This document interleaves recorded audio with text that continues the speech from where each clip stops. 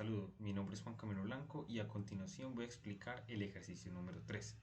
¿En qué consiste el ejercicio número 3? El ejercicio número 3 indica que para las cargas dadas determina las reacciones de los apoyos de la viga. Entonces, lo primero que tenemos que hacer es identificar qué elementos están actuando sobre la viga. Como podemos ver, tenemos una viga de 21 pies, tenemos lo que es un pasador liso en A, lo que me genera dos reacciones, y tenemos un pasador en el estilo de rodillo en lo que es en B. También tenemos cargas distribuidas. Una carga distribuida de 200 libras que después se convierte en una carga que es de 200 libras pies rectangular que después se convierte en una carga triangular. Ahora, para resolver todo ejercicio de estática debemos plantear cómo abordarlo. Por eso vamos a explicar a continuación los pasos necesarios para llevarlo a cabo. Pasos para realizar la solución del problema. El primero, convertir las cargas distribuidas en cargas puntuales. Ese es un paso muy importante, ya que al hacer sumatoria de fuerzas y sumatoria de momentos, uno no puede analizar una carga distribuida completamente sobre una viga sin convertirla en carga puntual.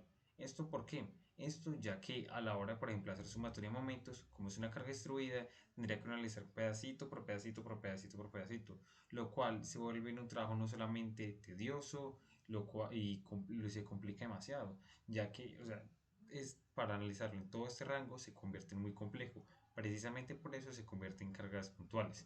Lo segundo es realizar el diagrama de cuerpo libre ya cuando tengamos las cargas puntuales.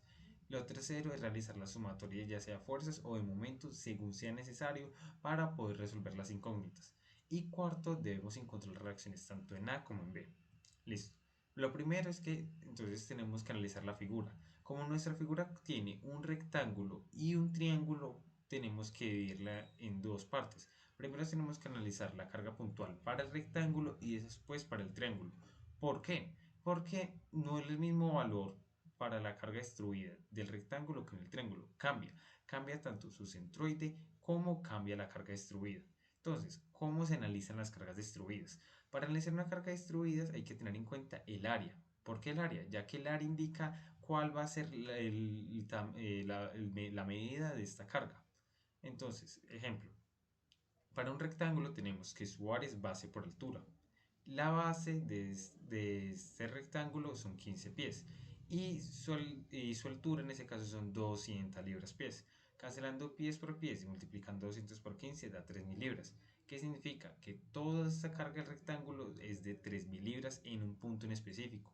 ¿En cuál punto? Aquí aplicamos lo que son centroides. Centroides es una herramienta muy importante y fundamental en la estática para saber dónde está el centro de una figura, teniendo en cuenta que, pues su masa. Ahora, su masa y su forma. Ahora, en este caso, despreciamos la masa, ya que es un factor que servirá pero para muchos más adelante en futuros cursos, y nos centramos solamente en lo que es en su forma, en la figura como tal. Entonces, para un rectángulo, ¿cómo sabemos cuál es su centroide?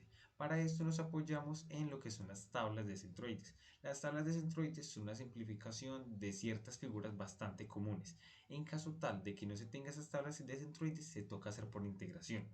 Como podemos ver tanto en el ejercicio y como en la carga que estamos analizando ahora mismo, no es una carga que contenga una función o sea de forma irregular. Por lo tanto, se puede realizar por tablas. ¿Quién nos indica una tabla? Pues partimos de que el centro de un rectángulo está en donde está justamente en toda su mitad. Entonces, en la mitad de este rectángulo sería la base dividida entre 2. La media de la base son 15 pies y dividida entre 2 daría 7.5 pies. 7.5 pies es la medida de dónde se va a encontrar la carga puntual. Ahora, la medida de Y barra. La medida de Y barra va a ser igual a la altura dividida entre 2. En este caso serían los 200 libras pies dividido entre 2, que nos daría 100 libras pies. Ahora, ¿cuál de estas es realmente lo que interesa? Ambas son necesarias calcularlas, ya que más adelante puede que el ejercicio pida alguna de las dos, pero por ahora solamente es necesario analizar la de X. ¿Por qué la de X? Ya que dependiendo de dónde se coloque va a afectar a la hora de hacer sumatoria de momentos. Ahora, ¿acaso la de Y no importa? Sí, la de Y sí importa, pero como la figura no está girada y no es una carga que me está aplicando horizontalmente, sino que es una carga vertical, pues no importa tanto en qué parte de Y se ubique, ya que esta va a seguir cayendo. Lo importante es en X para este ejercicio. Si fuera un ejercicio en el cual estuviéramos analizando lo que son cargas horizontales, ahí sí es importante saber en qué punto de Y me está llegando la carga. Como se puede ver, ahora la carga distribuida rectangular se convierte en una carga de 3.000 libras en la posición de X de 7.5. Eso es algo muy importante de tener en cuenta, y es que siempre en lo que es centroides nos da una posición o una coordenada.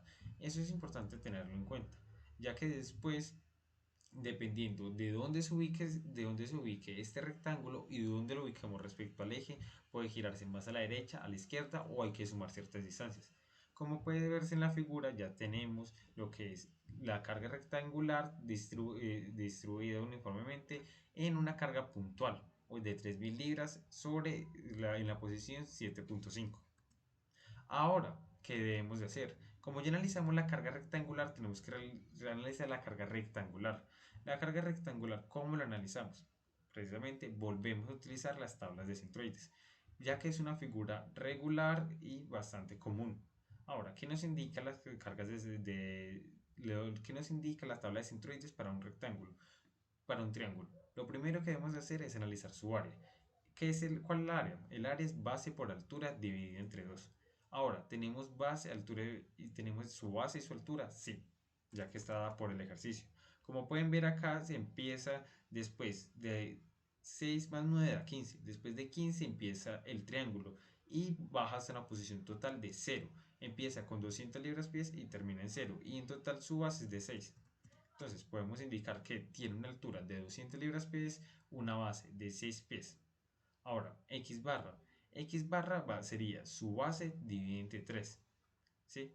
Ya, ¿por qué entre 3? Porque al ser un triángulo es distinto al rectángulo. No se puede partir solamente la mitad de la base. Dependiendo de cómo se vea la figura, puede estar a 1/3 o a 2/3. En este caso, como arrancamos viéndola de izquierda a derecha, y como está de esta forma, o sea, con el ángulo de 90 grados, va a ser por 1/3. Ahora, no solamente es esto, sino que a pesar de que son de 2 pies, este no se encuentra en el origen, no se encuentra en la coordenada 0, 0, sino que se encuentra desplazada 15 pies. Por lo tanto, el X barra va a quedar igual a 2 más estos 15 pies. En total serían 17 pies. Y Y barra, a pesar de que no lo hemos utilizado y que muy probablemente, debido a que estamos analizando cargas verticales sobre una viga horizontal, no va a tener aplicación por ahora, pero sí es necesario tener estos cálculos, ya que en estática uno nunca sabe cuándo después lo vaya a necesitar, ya sea para una sumatoria de momentos o una sumatoria de fuerzas. Entonces siempre es mejor dejarlos calculados de una vez, ya que estamos realizando este procedimiento. Lo mismo ocurre, en este caso la altura, como lo estamos analizando, como el triángulo está así, esta pequeña parte sería 1/3 y la otra sería 2/3. Como arranca de forma normal por el ángulo de 90 grados, solamente vamos a multiplicar lo que es su altura por 1/3. En total sería su altura de 200 libras-pies sobre 3. Eso me iguala a 66.666 pies. Listo. Ahora nuestra carga estudiada triangular se convierte en una carga de 600 libras en la posición X17. ¿Esto que nos indica? Que ya tenemos dos cargas puntuales, una ubicada en 7.5 y la otra ubicada en 17. Ahora, a pesar de tener estas dos, podemos convertir esta en una sola. ¿Por qué? Porque cuando uno tiene lo que son, digamos, fuerzas distribuidas o cargas distribuidas, se puede convertir en una sola. ¿Esto para qué se hace? Eso se hace cuando se tienen diversas figuras, ya sean regulares o irregulares. Las regulares son aquellas comunes, tanto como son triángulos, rectángulos, círculos, como aquellas irregulares que están dadas por funciones. Ambas se pueden realizar ya sean por tablas o, en dicho caso que hay semblas irregulares, toca por integración. Ahora, cuando usted tiene una combinación de varias, es mucho mejor expresarla como una sola carga, ya que al momento de trabajar lo que es para sumatoria de fuerzas y sumatoria de momentos, es mucho mejor trabajar una sola carga que como trabajar, por ejemplo, 5 o 6. En este caso, al ser 2, pues parece que no es tan necesario, pero igualmente se va a llevar a cabo para mostrar cómo es el procedimiento. Por lo tanto, vamos a mostrarlo a continuación. Para simplificar los cálculos, ambas cargas se pueden convertir en una sola. ¿Cómo se hace? Lo primero es que tenemos que armar una tabla donde tengamos en lo que es la primera columna los componentes. ¿Sí? O sea, ¿de qué estamos hablando? De rectángulos, de triángulos, de la forma en la que dividimos la figura. Incluso en esta puede incluir vacíos. En nuestro caso no lo incluye, pero podría suceder. Lo segundo es que hallamos el área. El área va a ser del rectángulo, como ya la hallamos anteriormente, que va a ser de 3000 pies cuadrados. El X barra es de 7.5 pies. El Y barra es de 100 pies. Y para el triángulo su área es de 600 pies cuadrados, el X barra es de 17 y el Y barra es de 200 tercios pies. Esos son datos que ya encontramos. Ahora, ¿qué es lo que es acá? Acá se halla el primer momento de área. El primer momento de área va a ser igual a la multiplicación del área por el X barra. Y el mismo caso para el Y barra por el área. Entonces, ¿qué ocurre? Lo que hacemos es que multiplicamos el X barra por el área, que en este caso es 7.5 por 3000, lo que nos da 22.500. Y hacemos lo mismo para Y. 100 por 3000. 100 por 3000 nos da un número demasiado grande, entonces lo expresamos como notación científica, que en este caso es 3 por 10 a la 5. Hacemos el mismo caso para Y.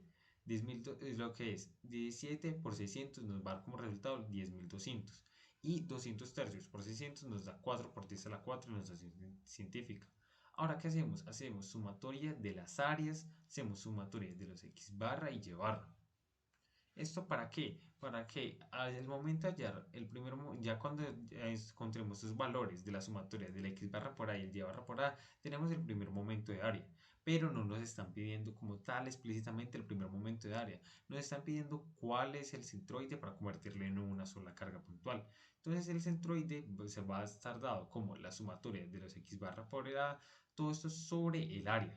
Entonces sería 32.700 sobre 3.600, que esto va a ser igual, simplificado, 109 doceavos o 9.083. ¿Qué significa este 9.083? Que nuestra carga ya no va a pasar de 3000, una de 3000 y otra de 600, sino que una sola de 3600 y ubicada en la posición 9.083. Lo mismo para el Y barra. Ya no va a pasar de estar entre 100 y 200 tercios, sino que va a estar en 94.44. Ahora, el dato que realmente sirve y es importante acá es el de 9.083. Como ya se mencionó anteriormente, como estamos hablando de cargas o fuerzas verticales sobre una viga horizontal, pues lo más importante es saber en qué espacio de X está. En Y no tanto, porque pues, al hablar de una carga que cae, pues no importa si está en esa posición o en esa posición, ya que cae. Casos distintos cuando estamos hablando de que en este caso la viga esté de forma vertical. Listo. Ahora, como ya tenemos nuestras cargas, las cargas distribuidas en una carga puntual, podemos dibujar nuestro diagrama de cuerpo libre, el cual queda mucho más simplificado. Nuestro diagrama de cuerpo libre queda 3600 por 2 reacciones, 3600 libras, ubicado en la posición 109 doceavos, que es 9.083. Ahora, tenemos otras reacciones. Tenemos una reacción AY, tenemos una reacción AX y tenemos otra reacción BY. En este caso, ¿qué tenemos que hacer? Despejar de hacer sumatoria de fuerzas y sumatoria de momentos para poder despejar dichas incógnitas. Ahora, realizando la sumatoria de fuerzas, ¿qué tenemos? ¿Qué fuerzas nos actúan en X? Solamente una, que sería X. Por lo tanto, como en estática, siguiendo en cuenta que la sumatoria de todas las fuerzas debe dar 0, a X más 0 me va a dar 0. Ahora, sumatoria de momentos en A. ¿Qué tenemos? Precisamente por eso se hablaba de reducir el número de cargas, ya que en este caso, como eran dos, pues solamente se podría hacer la carga por la distancia donde la vamos a apuntar y la otra carga por la distancia hasta el punto donde vayamos a aplicar el momento. Pero si son muchas cargas, o sea, es una figura que se puede dividir en muchas formas, pues que ahí siempre lo recomendable es dejarlo como una sola carga puntual. Ahora, ¿qué tenemos? Tenemos sumatoria de momentos en A va a ser igual a 0. Tenemos menos 3600, todo esto que es 3600, que es el peso como tal, o sea, nuestra carga puntual, todo eso, ahora, de 109 doceavos menos 6. ¿Por qué? Porque vamos a aplicarlo respecto al punto A. ¿Por qué? Porque en el punto A es donde tenemos dos incógnitas, como a X como a Y. Entonces, al aplicar el momento a Y, estas dos desaparecen. Ahora, como está cayendo de esta forma, siguiendo la regla de la mano derecha, esos 3600 van negativos. ¿Y por qué 109 doceavos menos 6? Esto ocurre ya que al tener 109 doceavos, o sea, esta es la distancia que partimos desde el punto 00, pero no la vamos a aplicar sobre el 00, la vamos a aplicar sobre 6. Entonces tenemos que hacer esa resta para hallar ese pedacito, esa pequeña distancia. Ahora lo mismo para B. Lo que hacemos, todo esto más BY por 15. Y en este caso el signo es positivo porque cumple con la regla de la mano derecha. Entonces tenemos que menos 3600 de 109 doceavos menos 6, entonces más BY por 15, igual a 0. Hacemos lo que es la resta de fracciones, que desde los 109 doceavos nos queda 37 doceavos. Y luego lo que hacemos es pasar estos menos 3600 por 37 doceavos al otro lado del igual, que eso daría igual a 11100 que es igual a BY por 15. Ahora, este 15 que está multiplicando lo pasamos a dividir. Nos queda que BY va a ser igual a 11.100 sobre 15, que esto va a ser igual a 740 libras. Eso sí, no se nos puede olvidar que ya encontramos BY, pero aún nos falta encontrar a Y. ¿Cómo lo hallamos? Haciendo sumatoria de fuerzas en Y. La sumatoria en fuerzas en Y debe dar 0. Por tanto, AY más BY menos los 3600, que es la carga puntual, va a ser igual a 0. Ya encontramos BY. Entonces simplemente hay que hacer la resta entre 740 menos 3600. Esto nos da menos 2860 y lo pasamos al otro lado al igual. Por lo tanto, la reacción en AY va a ser 2860 libras. Y ya tenemos la reacción en el rodillo B de 740 libras y en el pasador liso A es de 2860 libras. Ahora, ¿qué nos sirvió este ejercicio? Nos sirvió este ejercicio comprender cómo se funcionan las cargas distribuidas, ya que esas cargas distribuidas pueden verse muy comunes y son muy habituales al momento de realizar análisis estructural, y nos permite ver cómo se simplifican este tipo de cargas. La simplificación es muy importante en cualquier proceso de ingeniería y en cualquier proyecto. ¿Por qué? Porque simplificarlo significa que usted va a ahorrar tanto dinero como costo. ¿Costo de qué? Costo ya sea en procesos computacionales, costo ya sea en horas de trabajo, costo ya sea en que ya que cada proceso que usted automatiza le va quitando tiempo que puede invertir en otros procesos que requiera mayor desgaste mental. Entonces, siempre la ingeniería apunta a la eficacia, a la eficiencia. Y entre más eficaz sea, va a ser mucho mejor para llevar a cabo la ejecución de su proyecto. Entonces siempre se busca que sea económico y lo más rápido posible. En este caso, entre más tiempo se pueda ahorrar haciendo diferentes cálculos, mejor. Ya que como explica anteriormente, pues en este caso solamente tenemos dos cargas puntuales. Pero si fueran diversas cargas, o sea, si fueran muchas cargas puntuales, pues mejor dejarlo como una sola carga puntual, ya que es más fácil de trabajar. Y esto es todo. Muchas gracias.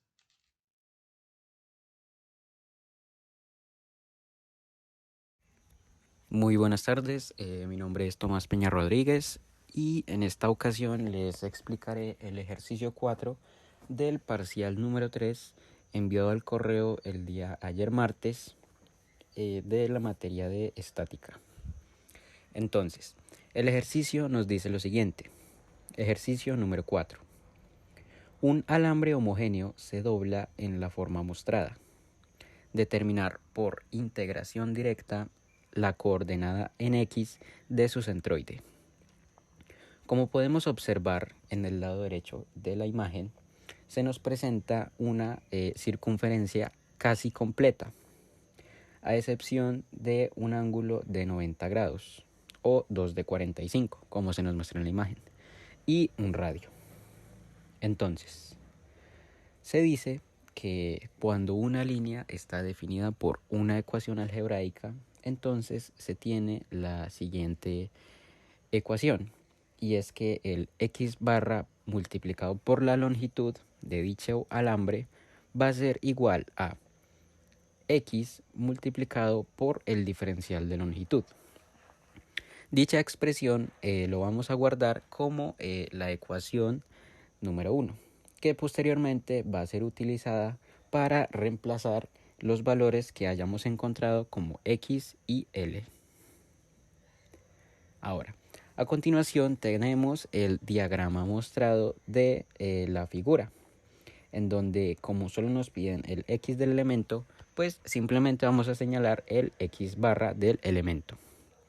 A su vez, tenemos un triángulo en color rojo que, dada la proyección, podemos inferir que esto está proyectado como un coseno de teta.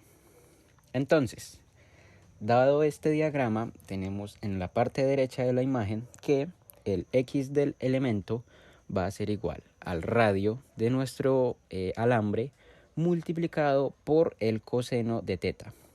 Esto obtenido de la proyección del triángulo. Esta ecuación, la vamos a guardar como la ecuación número 2. Ahora bien, tenemos que el diferencial de longitud va a ser igual al radio por el diferencial de teta. Y esto lo vamos a guardar como la ecuación número 3. A su vez, tenemos que la longitud total de nuestro alambre va a ser igual a la integral por el diferencial de la longitud. Ahora bien, como ya tenemos el diferencial de longitud guardado en la ecuación número 3, simplemente reemplazamos esto en lo que sería la definición de la longitud. Entonces nos quedaría que la longitud va a ser igual al radio por el diferencial de teta. Ahora, de esta integral podemos sacar la variable r como una constante. Entonces esta sale de la integral. Ahora bien, como podemos observar en la imagen, nuestro alambre tendría un límite inferior en 45 grados. O en radianes también se podría expresar como pi cuartos. Y finaliza en 7 pi cuartos. Entonces estos serían nuestros límites respectivos inferior y superior de nuestra integral. Esto multiplicado por el diferencial de teta. Entonces, la integral del diferencial de teta nos daría teta. Entonces, la longitud nos quedaría como el radio multiplicado por teta, que fue el resultado de nuestra integral, y esto evaluado en nuestros límites superior e inferior. Ahora bien, nos quedaría que la longitud va a ser igual al radio, esto multiplicado por 7 pi cuartos, que fue nuestro límite superior, menos pi cuartos, que es nuestro límite inferior. Dado que esta es una resta de fracciones homogéneas, dejamos el mismo denominador y en el numerador nos quedaría que 7 menos 1 va a ser igual a 6. Entonces el resultado de nuestra longitud va a ser igual a 6 pi cuartos por el radio de nuestro alambre. Pero, como podemos observar, este resultado se puede simplificar. Entonces sacamos mitad a ambos números y tenemos que mitad de 6 es 3 y mitad de 4 es 2. Entonces, nuestro resultado simplificado nos quedaría como que la longitud es igual a 3pi sobre 2 por el radio. Y este va a ser nuestra longitud total de nuestro alambre. Dado que no se nos indica un radio como un número real, lo dejamos indicado en términos de r. Este valor de longitud lo vamos a guardar en la ecuación número 4, que posteriormente vamos a utilizar. Ahora bien, debemos resolver nuestra integral original, que era la integral de x por el diferencial de longitud. Como ya tenemos los valores de x y de l, simplemente reemplazamos estos valores. Tenemos que x va a ser igual al radio por el coseno de teta. Este valor siendo obtenido en nuestra ecuación número 2. Y el diferencial de longitud lo tenemos como el radio multiplicado por el diferencial de teta. Entonces nos daría que la integral del x por el diferencial de longitud va a ser igual a la integral entre nuestros límites superior e inferior por el radio multiplicado el coseno de teta, esto multiplicado por el radio diferencial de teta. Ahora bien, esta variable r la podemos sacar como un factor común y tenemos que la integral entre nuestros límites superior e inferior por el radio al cuadrado multiplicado el coseno de teta. Sacamos este radio al cuadrado como una constante y tenemos que por identidades trigonométricas la integral del coseno va a ser igual al seno. Esto dándonos un resultado de que el radio al cuadrado multiplicado el seno de teta evaluado entre los límites superior e inferior, esto dicho por el segundo teorema fundamental del cálculo, nos queda que el radio al cuadrado multiplicado entre la diferencia de el seno de 7 pi cuartos menos el seno de pi cuartos. Esto nos va a dar un resultado negativo de menos raíz de 2 multiplicado el radio al cuadrado. Este valor lo vamos a guardar en la ecuación número 5. Ahora bien, volvemos a nuestra ecuación número 1, en donde se nos indica que el x barra multiplicado la longitud va a ser igual a la integral del x multiplicado por el diferencial de longitud. En la ecuación número 5 tenemos nuestra parte derecha de la ecuación. Entonces simplemente reemplazamos y el x barra por la longitud va a ser igual a menos pi menos la raíz de 2 multiplicado al cuadrado. Ahora bien, debemos dejar nuestra variable x barra despejada, entonces pasamos la longitud que está multiplicando, la pasamos a dividir. Y este valor lo tenemos guardado en nuestra ecuación número 4. Entonces simplemente reemplazamos este valor en nuestra ecuación que tenemos ahora. Esto nos quedaría como que el x barra va a ser igual a menos raíz de 2 por el radio al cuadrado. Todo esto sobre 3 pi medios multiplicado por la r. Ahora bien, agregamos un 1 como denominador al numerador para poder hacer una operación de extremos y medios que se hace en las fracciones. Entonces, en este caso nos quedaría que 2 por menos raíz de 2 nos queda menos 2 por raíz de 2 y 3pi por 1 nos queda 3pi. Y tenemos que radio al cuadrado se simplifica con el radio quedándonos un solo radio. Entonces la coordenada x de nuestro centroide en esta figura de nuestro alambre homogéneo sería igual a x va a ser igual a menos 2 por la raíz de 2 sobre 3pi multiplicado por el radio. Muchas gracias y hasta aquí llegamos.